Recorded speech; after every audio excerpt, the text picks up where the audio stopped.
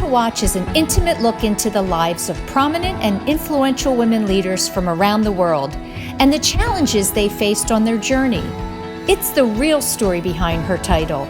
Join us every week to hear more stories about women from around the world and in your own communities at womentowatch.net. Hello, everyone, and welcome back to another week of Women to Watch. I'm Sue Rocco. Joining me in just a moment will be Molly Ruland. And Molly is the founder and CEO of Heartcast Media. So we're going to be talking a little bit about my industry today. I'm excited and looking forward to that.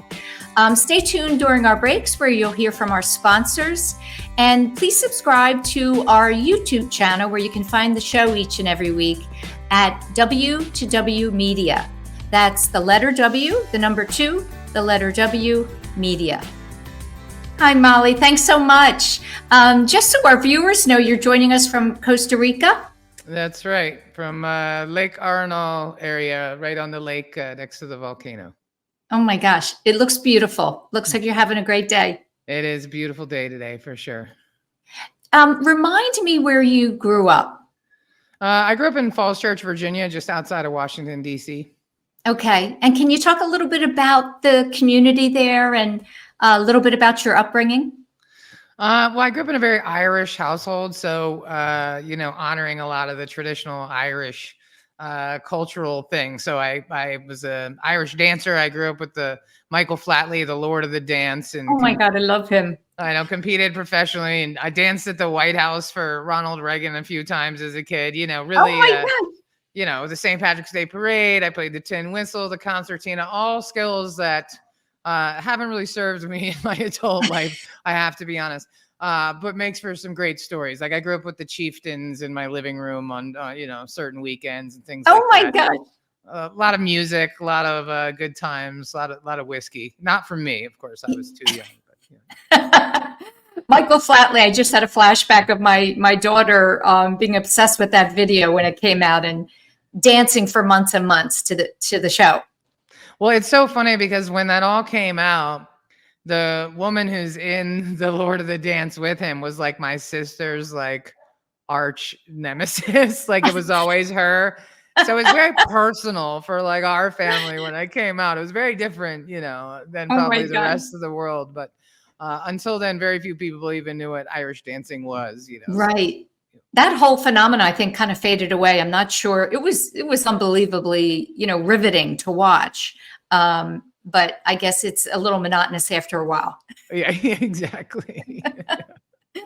So, listen, you and I had a really interesting, call a couple of months ago, and you told me about your background. And I would say this is probably one of the biggest parts, or one of the things that had the greatest impact on you was being diagnosed at birth with a spinal disease, and being told you wouldn't make it past your 20th birthday, and obviously you proved many people wrong. Can you first describe the condition that you have? Well, it's kind of random, really. I was diagnosed with precocious puberty at 15 months old. So I grew very fast. I looked like a 4-year-old by the time I was 2, or a 5-year-old. I was 5'10" by the time I hit 3rd grade. So I just grew really, really fast. And they said I would look like a 5-year-old by the time I was 2, and I wouldn't grow anymore. And so I wouldn't be a dwarf or a midget. I don't know. I apologize if that's not the correct terminology, but I wasn't going to be a little person. I was just going to be, I would look like 5-year-old for the rest of my life. And I wasn't going to live. The only other documented case died by the time she was 12. I wouldn't be able to drive a car. I would be very limited because I would be the size of a 5-year-old. And so I was off the growth charts, at the Bethesda Naval, my whole childhood. They'd be like, here's most people. And then you're not even on the sheet, you know what I mean? So, Wow. but I just kept growing. And so, and the thing about military medical care is it's not great. Spoiler alert. You know what I mean? They're not doing a lot of preventative stuff, And so they were like, oh, you're fine. You're not short. So good luck with your life. And then, my parents put me on a lot of sports teams. So I was the secret weapon. You know what I mean? I was 5'10". And so, most of my childhood was me saying, no, I really am 7. I don't want to ride the big roller coaster. I want to ride the one for little kids, constantly Oh, being mistaken for being a lot older. older than I was, especially at a young age, right? Because when you're a 2-year-old and a 5-year-old are drastically different brains. So, Yes. it really did shape, it shaped me as a person in a few ways. It made me grateful for the days that I'm not in pain, because I have a lot of them. And it gave me a Mhm. really good perspective on life and empathy. And it also shaped me because I was spoken to like I was older than I was my entire life. And I was put into adult situations and expected to flourish. And in all rights, I did. So I'm grateful for the affliction, or whatever you want to call it. I called my doctor, who's now the head of pediatrics at Bethesda Naval, about 10 years ago. And I said, Dr. Poth, I'm having a lot of problems. And she said, Molly Ruland, I don't remember what I had for lunch yesterday, but I remember you. She said, how tall are you? And I said, Wow. 5'10" was where I ended up. But she said, there's no medical explanation as to why you're alive, and you're going to have a very difficult time getting doctors to understand what happened to you, because quite frankly, nobody understands what happened to you. Wow. So, I just had to navigate those spaces for most of my life, and, figure it out. Yeah. So here's what I want to know. If I have pain, I am so not happy. And I have a quote here. You said, I've had multiple spinal surgeries and spend a lot of time in pain, which has impacted my mindset for the better. In what way? Well, when you spend a lot of time in pain, it makes you really grateful for the time that you're not in pain. And you can't just take drugs to make it go away when it's chronic. I mean, you can, but you probably won't have a very long runway on that, and so it just makes me feel connected to everybody else in the world. It makes me feel like I'm no different than anybody else. And I understand suffering, and I also understand joy, and so I'm grateful for those experiences, because the flip side is to be angry or resentful. Yes. Or why me? Bitter kind of. Yeah. The why me. Right. But let me tell you, it requires a lot more energy to be upset than it does to be grateful.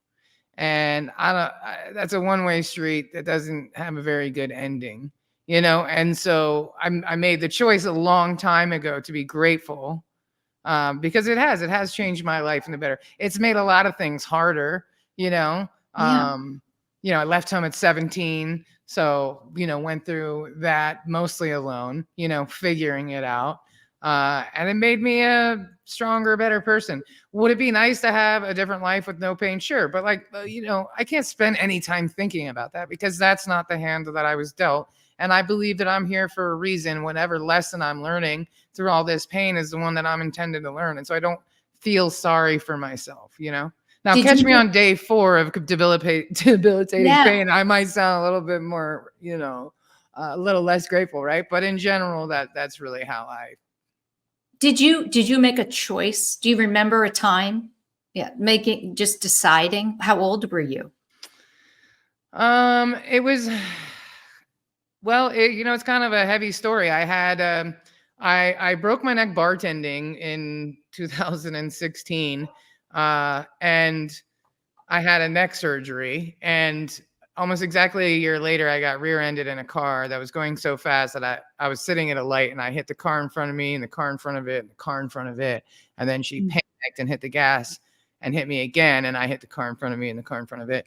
And I was sitting at a light in Capitol Hill, Washington, D.C., where, nobody should be going that fast in the first place. The blocks are 20 feet long, I was looking at my phone when it happened. And so what happened is it knocked loose the hardware from the first spinal surgery that I had almost exactly a year before. And for 2.5 years, I had 3 herniated discs in my neck. And I went through multiple rounds of physical therapy. People talk about imposter syndrome, and I was going to physical therapy at NIH 3 days a week with people who can't feed themselves, can't dress themselves. Right? I drove myself there. You want to talk about imposter syndrome?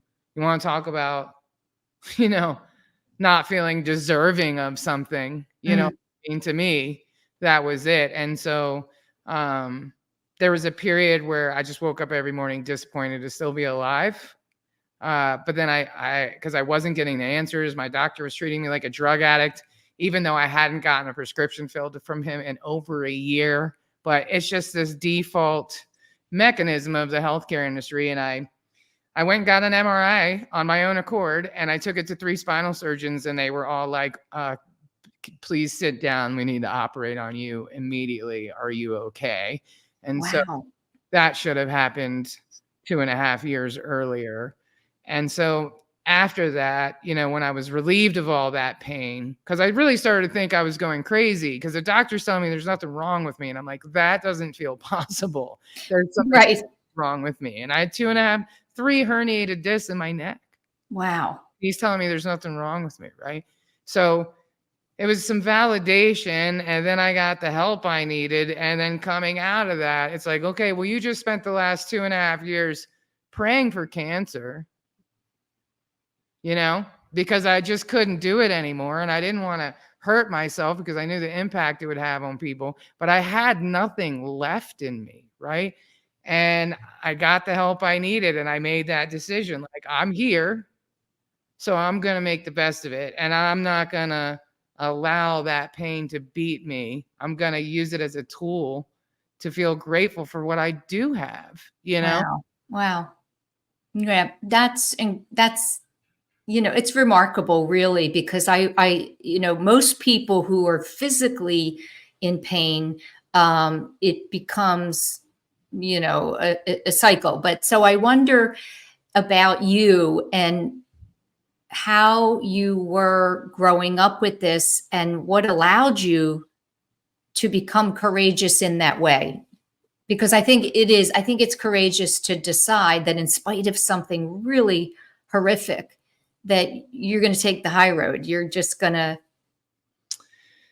Well, on some level, I didn't have the choice, like I left home at 17. So, I mean, there were times when I was driving myself to the emergency room. I drove myself to the emergency room, got an epidural one time. I was in so much pain, lied to the doctors, and drove myself home because I didn't have any other option. So it was necessity and survival that made me who I am.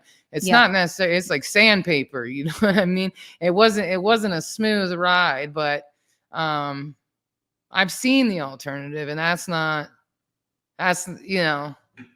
so sometimes out of necessity, it's like when people say, I did what I had to do. I had no choice.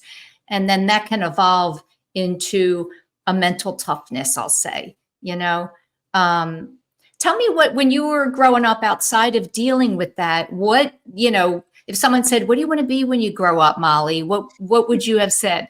A beautician. That's what I really want to be. Well, you have fabulous hair. Well, it was falling out a couple years ago, so thank God for that, right? But yeah, I had the Vidal Sassoon Academy like pamphlets and everything, Oh my gosh! And my mom was like, you shouldn't do that. Your back is gonna hurt you. And I was like, I don't care. I want to do it.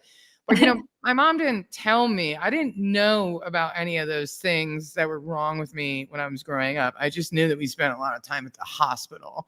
And it wasn't until I was having dinner with my mom and I was like 19. No, I was like 17 years old because it was before the first surgery. And she's like, when you had, when you almost died. And I'm like, no, can you rewind that track?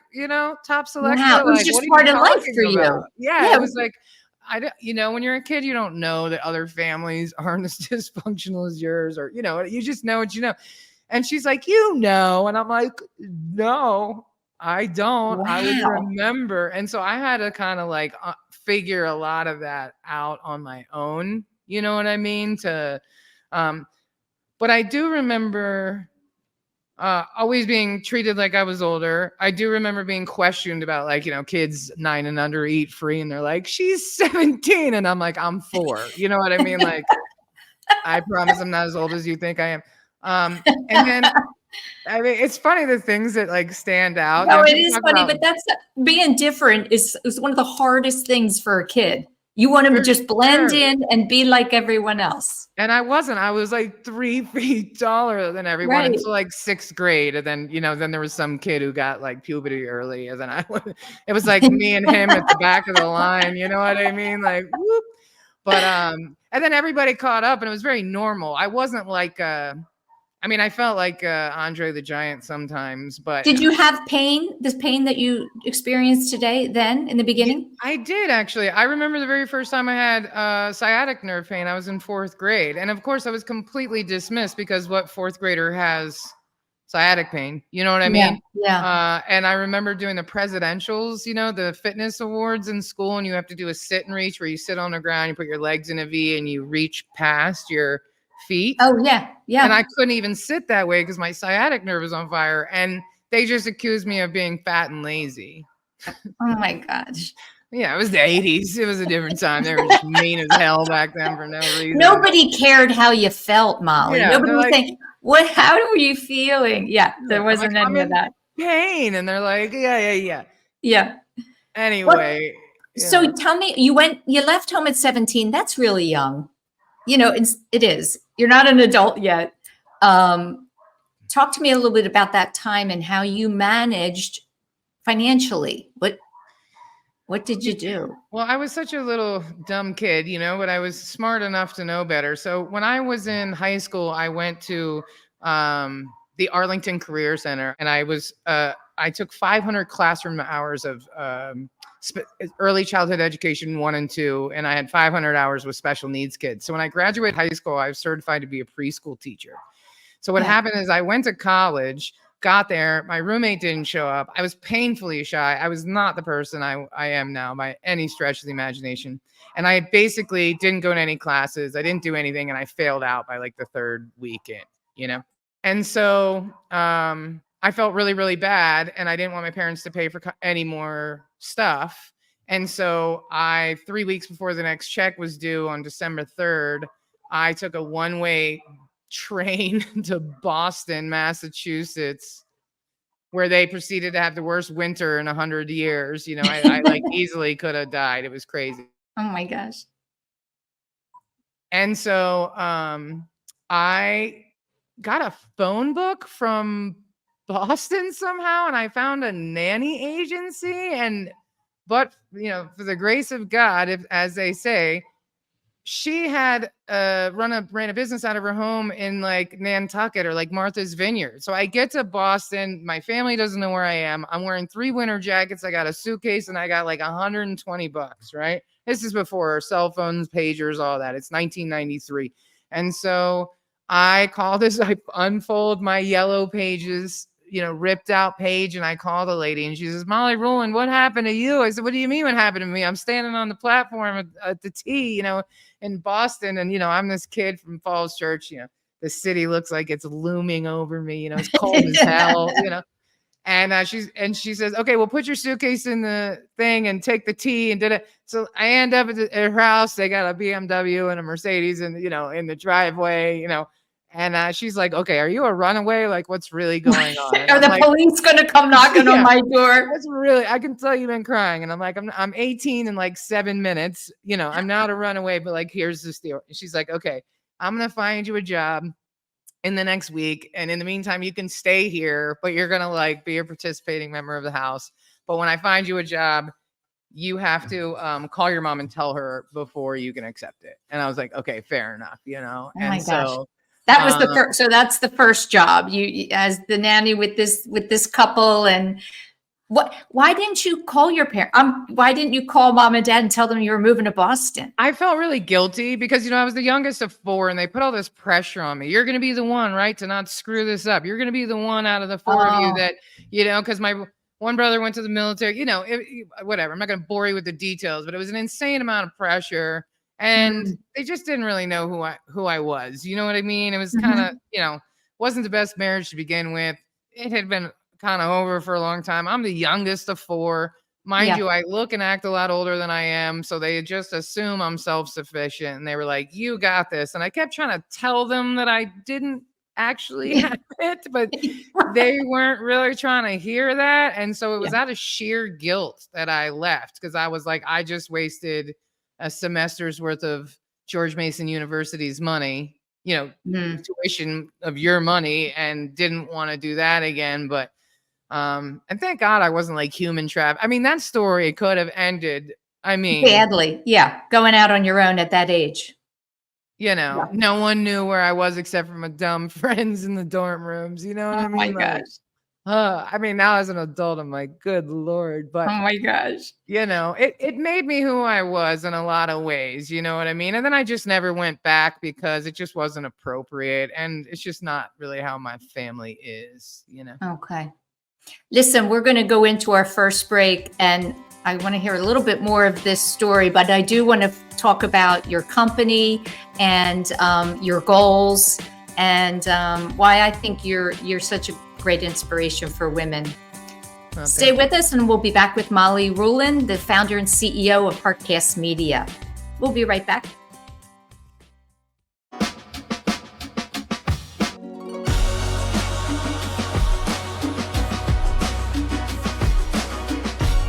People are super nice, and it's like very walkable. I already have like 15,000 steps today. I think the Schuylkill is pretty nice. Like obviously Greenhouse Park is really nice.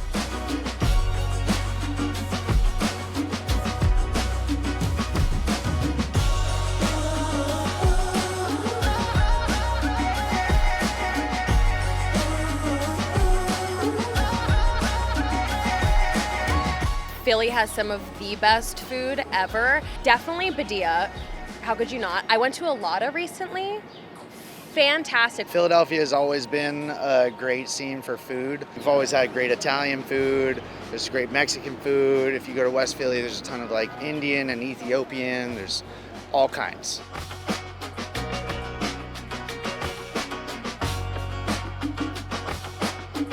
Just skate around Philly, just cruising, listening to music. Come across a mural, it's just amazing. They're big, colorful, I love it. We chose Philly because it's one of our team building and go check out the art. I think one of the coolest parts of Philly is the murals and the street art. And I don't think it's something you should necessarily like go out and look for, but something that you should find on your own.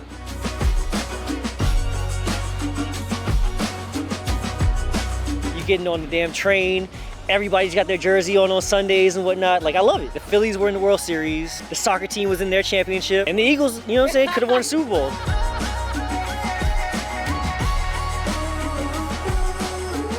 So if New York and Philly were at a party, New York would be the one that would need to be the center of attention.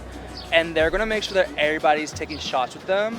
Philly's going to go with it, and they're going to have a great time, and they're going to be like the hype man, but they're actually going to last a little bit longer because they're going to go like harder, nitty grittier.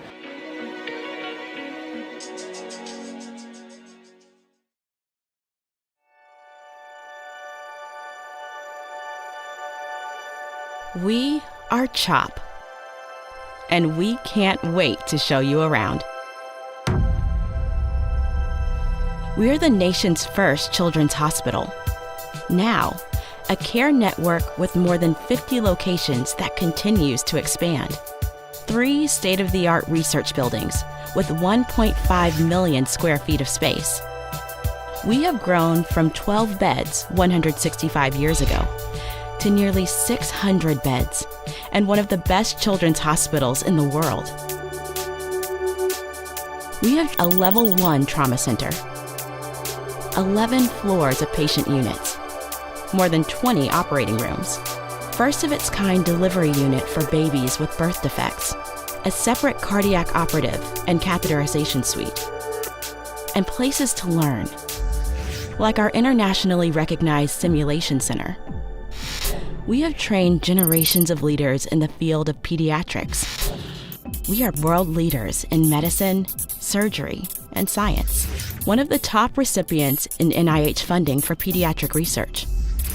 In this building, pioneers in CAR T therapy, mitochondrial disease, brain tumors, hyperinsulinism, and other rare diseases.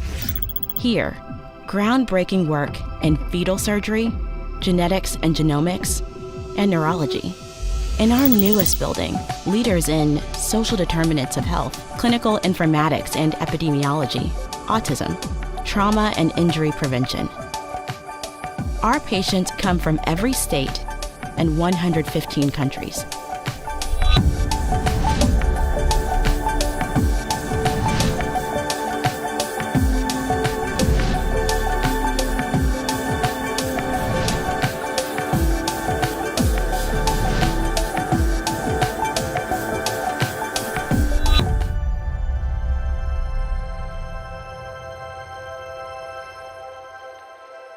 Meeting these challenges requires the best and the brightest.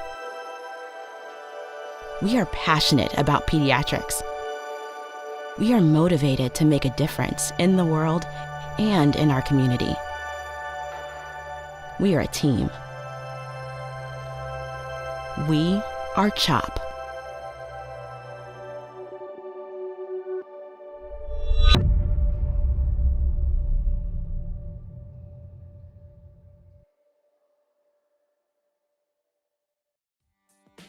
Welcome back to the show. I'm joined this week by Molly Ruland, and Molly is the founder and CEO of Heartcast Media. So her life story I find very intriguing.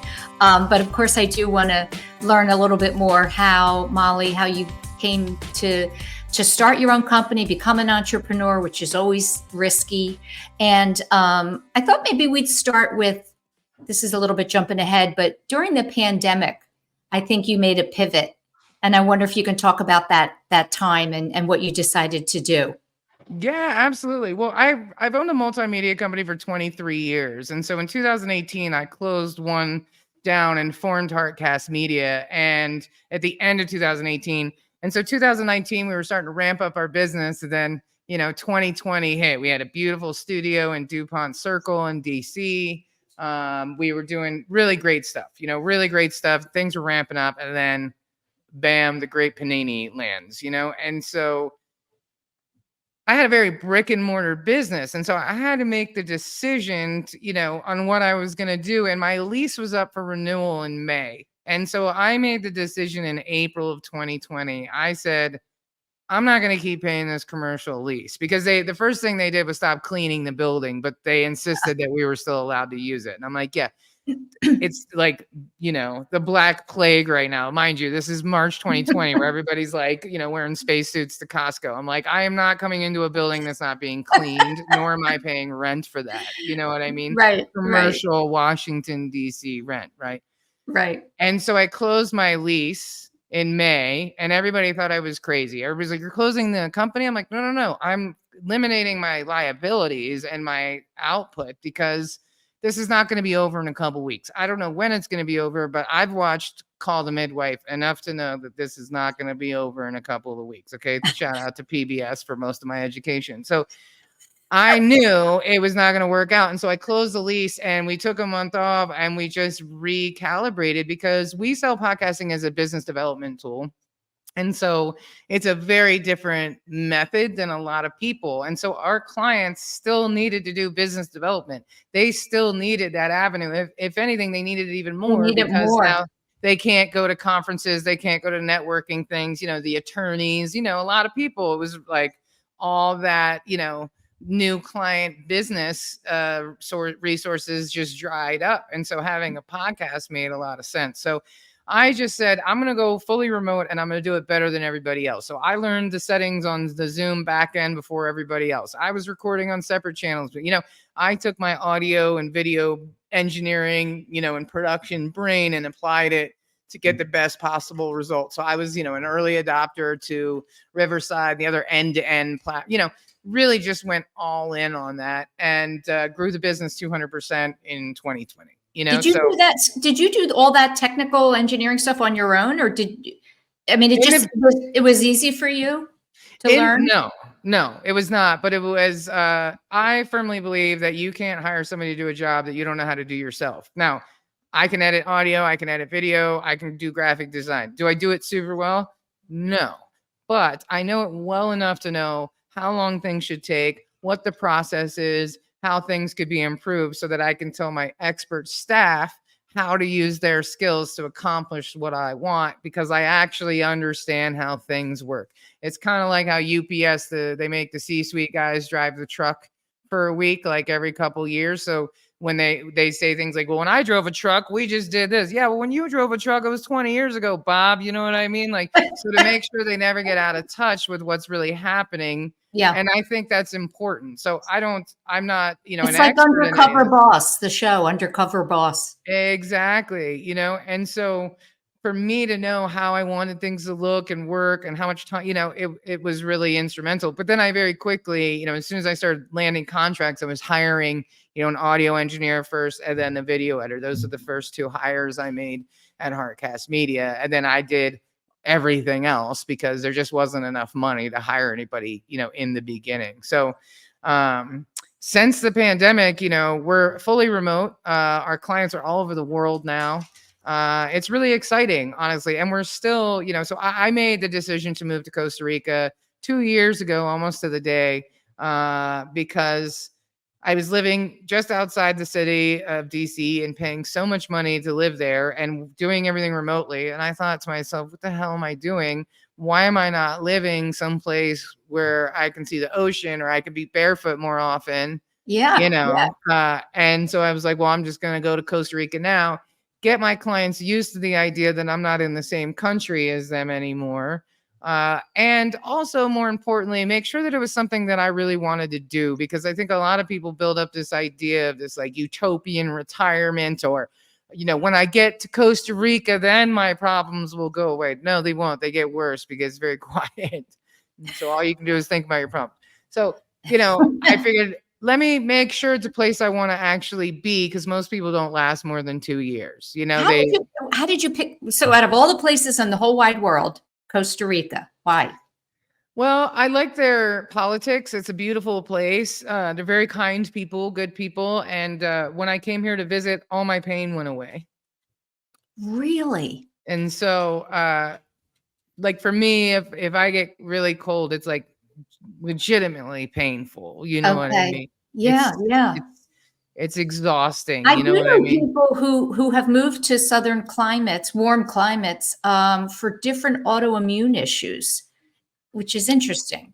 That's a whole other topic, but Yeah, and I mean, I Yeah. just live so much cleaner now, and I get sunshine, and I spend a lot of time barefoot. So I'm connected. I'm walking in my grass. I'm gardening barefoot. I'm a lot more connected to like the earth and nature and fresh Yeah, air and I love that. sunshine than I Right. ever have been in my whole life, really, because it's like spring, summer here year round. Wow. Wow. That sounds amazing. I'm on the East Coast, so I think the older we get, the more we need the sun. For sure, for Yeah. sure. Like my house here, I don't have heat or air conditioning, and I think that's like the coolest thing ever. Are you in a You tree know? house? No, it just kind of seems like. Okay, I want to share another quote. You said, I have goals to hit $2 million a year in revenue. Do goals keep you motivated? Are making goals something that's always been a part of your professional life? Not necessarily. Well, I mean, yes and no. I'm definitely a like task and goal oriented person, but in my last company, I made a lot of mistakes because I didn't know any better. I didn't have an MBA. I didn't even know what leadership was. It wasn't mindset. These are not things that people were talking about 10 years ago, 20 years ago, and not to women, especially. And so I made a lot of mistakes in that business, and I was really pouring from an empty cup. And so when I closed that company and decided to form this new one, it was very specific on like, I'm not going to devalue myself, and I want to build something that can create, not legacy, because I don't really care about legacy. I'm more interested in like financial security and stability for the rest of my life, because I have to be realistic about the fact that my spine is failing, and I know that I'm not going to get that security from a 9-to-5 job. And so I formed this company with the direct intention to hit a specific revenue number for a certain amount of years so that I could sell the company for a certain amount of money. So it's been a very, very clear goal with this company for sure. Yeah, I have no doubt that you're gonna reach that goal. Thank you. Tell me about the culture in your company. How do you keep your team motivated and feeling like they're an integral part of what's going on? I thank them a lot. I apologize when I'm wrong. I give everybody a lot of autonomy. I don't bird dog anybody. I don't care when you work. I don't care even if you have, like, my main engineer is also a hockey coach for like 16-year-old girls, and they're like doing really well. And I'm super cool with that. Like, I don't even mind covering shifts for him on Fridays if he's traveling, because he always gets the work done. And that's the most important thing. And I think that that's the kind of world we should live in, where I don't own him. I don't own all of his time. And if he wants to do that and then he catches up with his work on the weekends and it's not impacting our deadlines, then why would I care, right? I've always bucked against this idea of 9 to 5. Like, that's why we have traffic.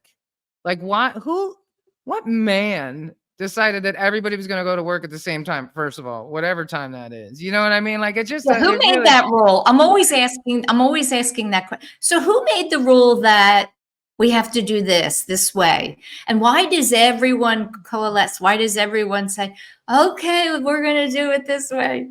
Because, like, in almost any business, unless it's retail, why it would be great if you had certain staff that worked till 5, and then other people that were there till 7, and other people that were there till 9 o'clock at night. Think about how many deadlines you could get done for the next day if there was people staying later who were working more efficiently because they're nighttime people. Yeah. I think we're talking about these things more today than ever, right? Sure. That we don't always have to be so structured. And that, in fact, going the other way is often much more profitable.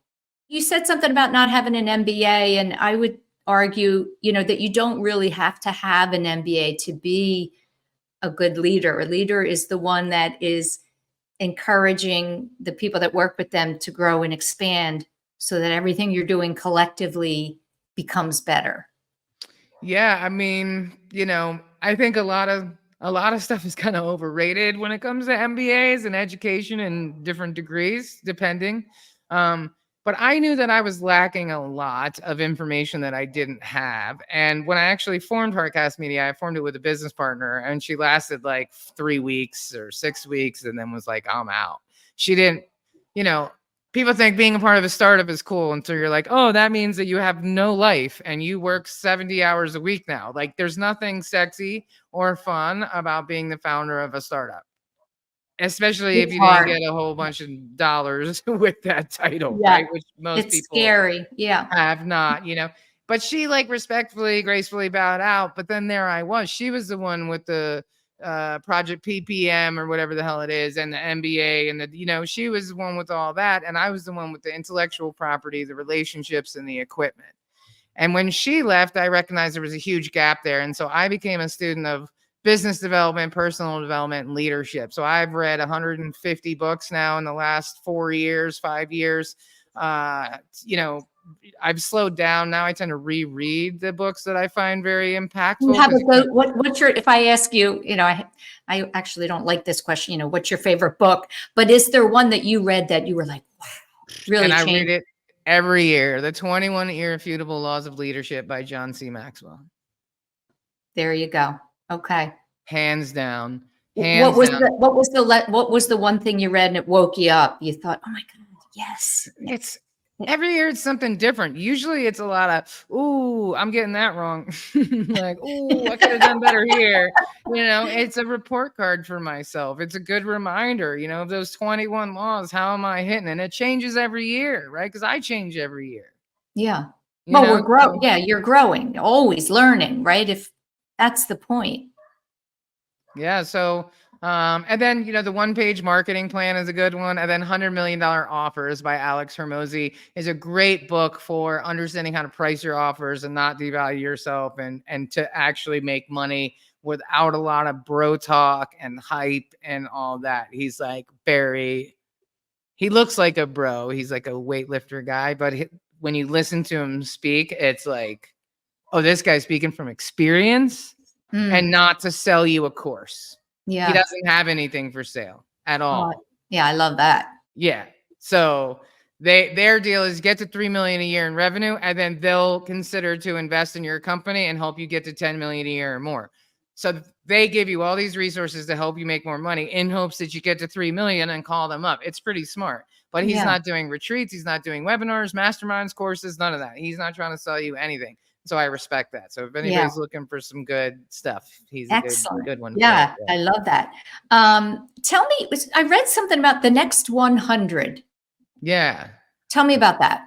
Well, that was a podcast that I started and I kind of faded out on it because I recognized I didn't really want to be on camera as much with my own podcast. But that's really about like the next 100 days, right? Like, what are you doing, the next 100K in revenue, the next 100 days, the next 100 minutes. It's like, what are you doing now to build the life that you really want to live? How do you get to the next 100K in revenue in your business? Just really like sharing some of the stories that I have and things that I've learned, because I went from closing my last business 100 grand in debt, and completely devoid of everything I had been pouring from an empty cup for so long, to now having sold, over $1 million worth of services for my business personally, in a short few years. And so there was a huge shift there in my education, my mindset, the experience, the things that I felt I was deserving of and I could actually aim at and accomplish. All of those things really changed a lot. And so my goal was to share some of that knowledge so that other people could find that way themselves. Yeah. Molly, I think one of your greatest gifts is you're not afraid to say, I don't know something and I don't know, so I want to learn it, as opposed to needing to be always, the most expert in the room, in your industry. Well, the other thing that I've noticed, a lot of the women clients I work with, they say a lot of things like, God, I'm so bad at this. You must think I'm so stupid, or I'm so clueless. I don't know how to do any of this. And I'm like, nobody does, boo-boo. You know what I mean? Like, it's email nurturing sequences on active campaign. You know what I mean? I don't know how to do it either. Like, you're not stupid. You're not flawed. There's nothing You wrong haven't done with it you. yet. Yeah, you just haven't done it yet. Like, you gotta be easier on yourself. Don't be so unkind to yourself. You know what I mean? Like, I would, no, you're not dumb. There's nothing wrong with you. And so I've just never taken that approach of feeling like I'm less than because I don't know something. I just find it challenging to find it. And now with like YouTube, there's nothing you can't do. Okay. Nothing. How to? I'm always on. How do you do whatever it is? It's awesome, right? Yeah. Exactly. It's like there's no excuse for anything, Right. It's funny because the other day I was thinking about it and I Googled how to start a podcast like 15 years ago and I opened up my first Podbean account, It's like, who knew? My gosh. Right. There's, by the way, my son, who knows what a relentless questioner I am, he sent me this morning. There's a new tool, and you maybe have heard of it, Perplexity. And it's a combination of AI and Google. Oh. Literally, whatever you want to know in the whole wide world, you can use this new app, Perplexity. That's amazing. Yeah. And I said to my son, I'm going to be in a deep, dark hole every day, just getting lost in this new app. In Perplexity, yeah. Tell me how do you, so especially for entrepreneurs, I think there's more of moments of stress and worry and angst because you're responsible for others. You're not going to a job, doing your work and going home. What's your go-to for managing crises, those moments when? Well, I think you got to know when to hold them and when to fold them. And when I recognize that I'm incapable of responding without anger or feelings, then I just check out and go get on my treadmill or something. So that's, be less reactive is the first thing. Yep. Recognizing, when, everybody's different, but I know what my weaknesses are. But it's when I ignore them and I say, oh, the hell with it. I'm saying what I want anyway. It never works out for me. But I feel like so much of it is, in those 100 and some odd books that I've read, one of the number one takeaways was take the straightest path to the money. And so when I'm feeling stressed out about payroll or whatever, whatever it is, I try to sit down and write a list and then do the 3 things that are going to get me closest to the money. Because as a business owner, 99% of your stress involves not having enough money. Cash flow. Right. Well, writing a month's worth of social media content is not going to change your cash flow situation. Emailing 10 clients and asking for referrals will. Like, you got to know where to put your energy. And I think the shiny object syndrome is getting bigger and bigger every day. You know what I mean? Everybody's like, I used to use Riverside, and they're like, and now you can edit your videos in Riverside. Now you can add clapping sounds and sound effects. And I'm like, I'm a professional podcast studio. I'm never going to edit in your software. I'm not going to give you $1,800 a month because I use Adobe. You know what I mean? Like, everybody's trying to be everything. Kajabi's like, we're a CRM tool, we're an email provider, we're a course. It's like, stop, it's a race to the top, which is actually the bottom. It's like, how much money can we raise for this tech company? How much more money can we get? How many more subscribers? But the quality has really waned in all of it. And so and then we're suffering because we're like, oh, I need Honeybook or Dubsado to submit fancy proposals. Listen, I've closed over $1 million in business on email. I've never sent a single fancy proposal on a PDF in all my years of business. It doesn't close deals, but Dubsado and those things are going to tell you that you need that to make money. So now here you are learning Dubsado instead of just asking for business, instead of reaching out and asking for referrals. Now you've become a Dubsado expert, or you've become an expert in this or an expert in that. None of those have anything to do with closing deals and having cash flow in your bank account. And especially as women, we're just steered to start. Business coaches will tell you to start a community on Facebook and give away a ton of value for free.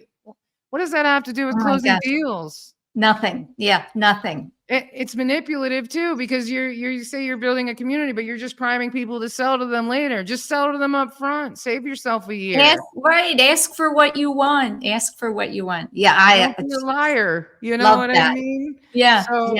So in my moments of deep stress, I usually will get on the treadmill, and then I do the things that will actually move the needle in my business, and then the other stuff I put off until later. And that usually gets results. And that eliminates a lot of the stress, Smart, really smart. Okay, my last question for you.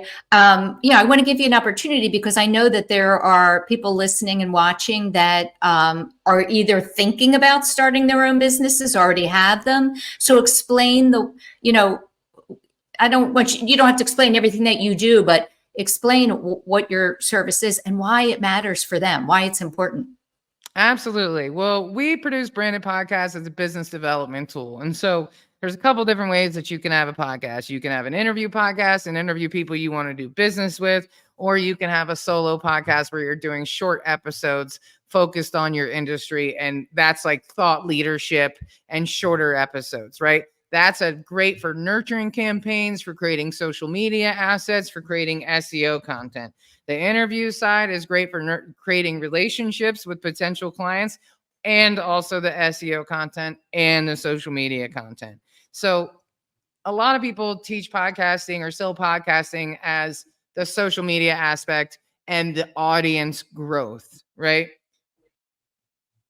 My business is not going to benefit from a large podcast audience. My business benefits from relationships. So I don't sell podcasting as do 100 episodes this year, crank through episodes, ask entrepreneurs about their journey. It's like, no, interview 10 people you want to do business with, or interview 10 people that can the aggregators, right? Like, I want to work with tech startups. So I'm actively pitching VC companies because they have 30 portfolio companies in their umbrella, and I'd rather close 30 deals at one time than one. So I'm interviewing people like that, and then I'm nurturing that relationship. So it's this, it's two different angles. So if you're a coach or somebody who's super busy and you're like, how am I going to create all this content for my social media calendar? How am I going to get more business? I'm super overwhelmed. Well, a 5-minute weekly podcast that you can batch record and launch weekly will get that done. It'll create assets. It'll create SEO. It'll create nurturing. Now you got a newsletter because you can say there's a new episode up, right?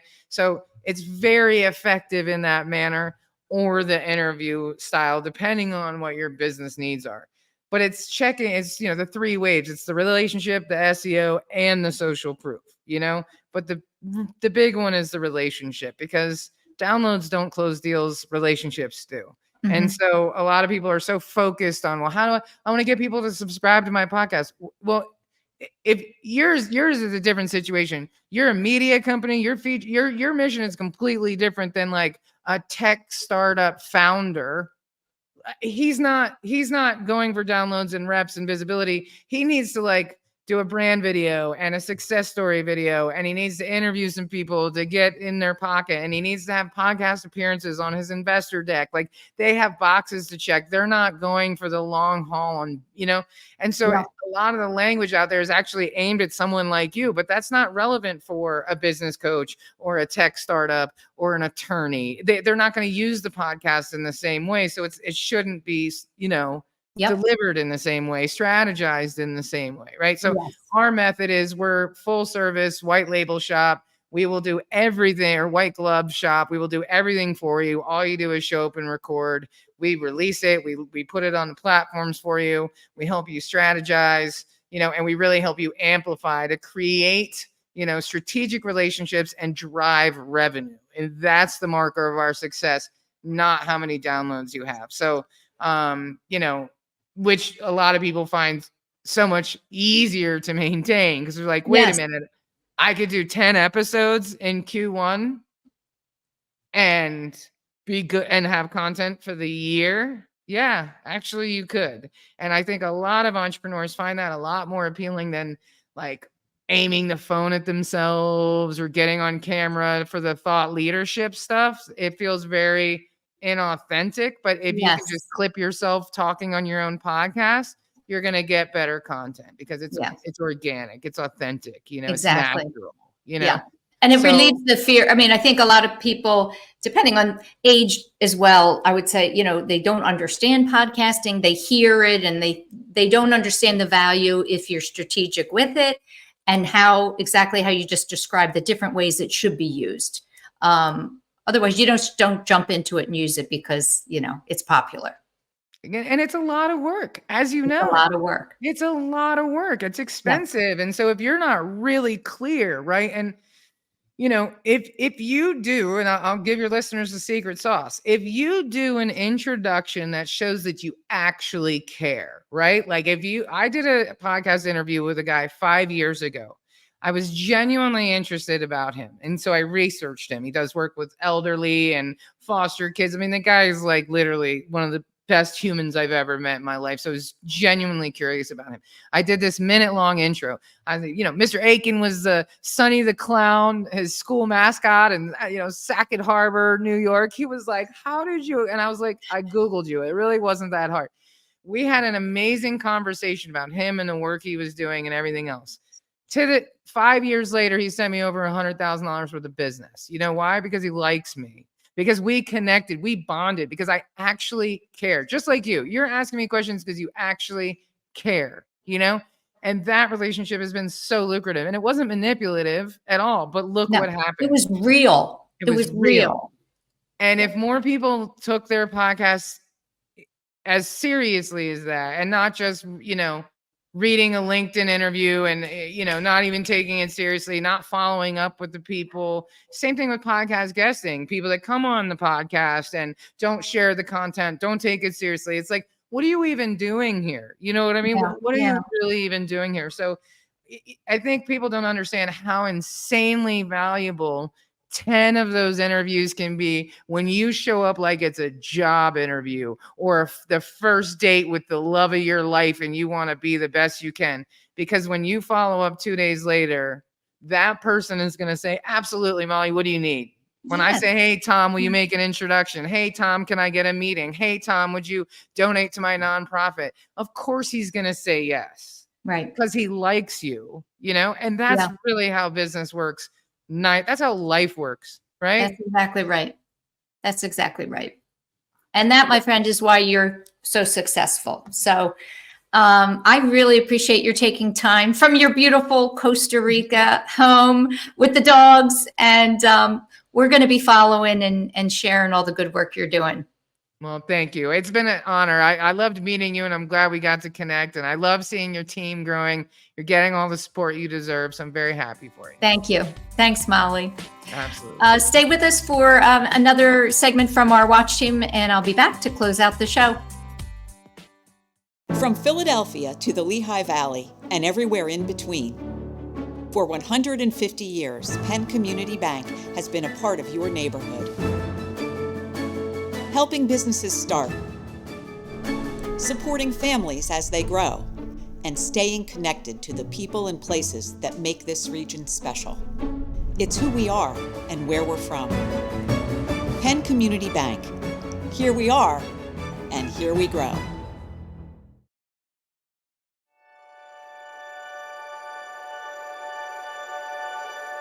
We are CHOP, and we can't wait to show you around. We're the nation's first children's hospital. Now, a care network with more than 50 locations that continues to expand. 3 state-of-the-art research buildings with 1.5 million square feet of space. We have grown from 12 beds 165 years ago to nearly 600 beds and one of the best children's hospitals in the world. We have a level 1 trauma center, 11 floors of patient units, more than 20 operating rooms, first of its kind delivery unit for babies with birth defects, a separate cardiac operative and catheterization suite, and places to learn, like our internationally recognized simulation center. We have trained generations of leaders in the field of pediatrics. We are world leaders in medicine, surgery, and science. One of the top recipients in NIH funding for pediatric research. In this building, pioneers in CAR T therapy, mitochondrial disease, brain tumors, hyperinsulinism, and other rare diseases. Here, groundbreaking work in fetal surgery, genetics and genomics, and neurology. In our newest building, leaders in social determinants of health, clinical informatics and epidemiology, autism, trauma and injury prevention. Our patients come from every state and 115 countries.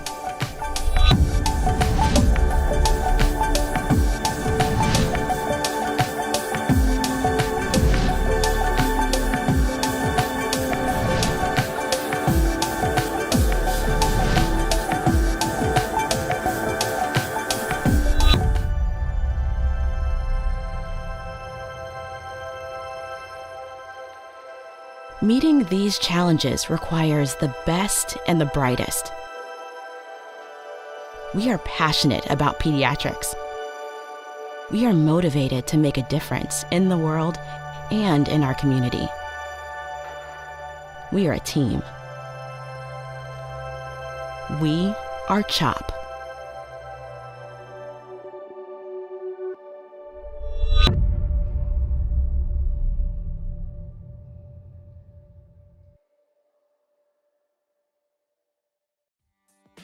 That's it, everyone, for another week of Women to Watch. Thanks so much for tuning in. Thank you, as always, to our sponsors, our watch team of corporate partners for their support. And stay tuned for my interview next week with Bronwyn O'Keefe. Bronwyn is the global head of content for the Globetrotters. It's going to be a great show. Have a great week, everyone.